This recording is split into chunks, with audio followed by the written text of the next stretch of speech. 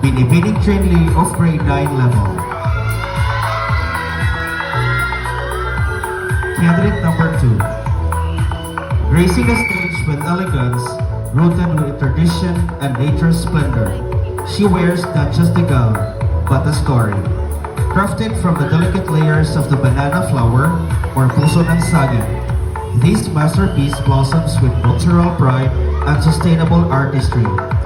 Each petal-like fold mirrors the strength and grace of modern Filipina, resilient, radiant, and deeply rooted in her heritage.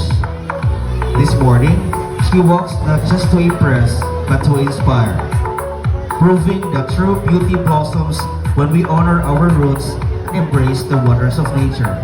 Ladies and gentlemen, our Binibini number 2.